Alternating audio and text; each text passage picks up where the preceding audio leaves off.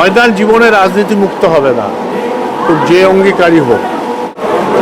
এইটা খুব প্রয়োজন যে আমি লার্ন করতে এসেছি, শিখতে এসেছি, এসেই আমি চেয়ার চাই, ওখানে পদে বসতে চাই।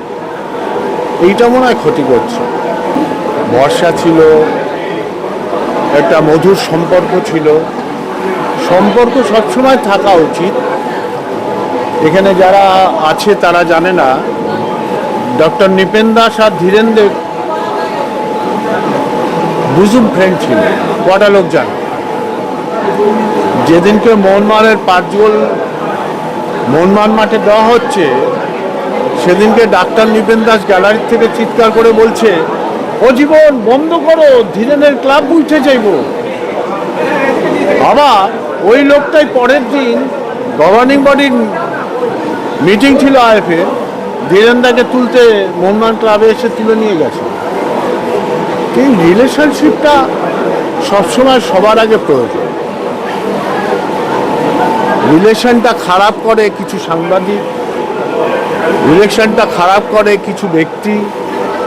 আমাদের এই রিলেশনটা ছিল, অসুবিধা ছিল না, কিন্তু এই জেনারেশন এটা রাখতে পারবে কিনা আমি জানি না। আর কি বল, যে আপনারা যে বন্ধুত্বপূর্ণ সত্যিকার যে কথাটা বললেন এবং এই জেনারেশনের কথাও বললেন, এই জেনারেশনকে একটু বেশি অসহিষ্ণু হয়ে পড়ছে, যেখানে মানে এত মানে একে অন্যের উপর আক্রমণ, এই বিষয়গুলো সোশ্যাল মিডিয়ায় খুব বেশি। আমার মনে হয় না, অনেক বেশি সময়, অনেক বেশি শিক্ষা, শেখার এই প্রবণতাটা কমে গেছে, নেই। এইটা খুব প্রয়োজন যে আমি লার্ন করতে এসেছি, শিখতে এসেছি, এসেই আমি চেয়ার চাই, ওখানে পদে বসতে চাই। এইটা মনে হয় ক্ষতি করছে। শেষ একটা বিষয়, যেটা হচ্ছে আজকের এই স্মরণ সভা থেকে একটা অঙ্গীকার হয়ে উঠেছে যে ময়দানকে রাজনীতি মুক্ত করা, এই বিষয়টাকে আপনি কীভাবে দেখেন? ময়দান জীবনে রাজনীতি মুক্ত হবে না, যে অঙ্গীকারী হোক। এই রাজনীতির ভিতরে সৌন্দর্য আসুক, যেটা পারস্পরিক ভরসা, ভালোবাসাও থাকে, সেটাই হবে দরকার।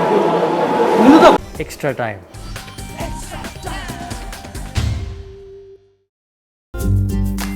লেটেস্ট নিউজ আর এক্সক্লুসিভ ভিডিওর সঙ্গে আপডেট থাকতে এখনই সাবস্ক্রাইব করুন আমাদের ইউটিউব চ্যানেল। বেল আইকনে ক্লিক করতে ভুলবেন না যেন।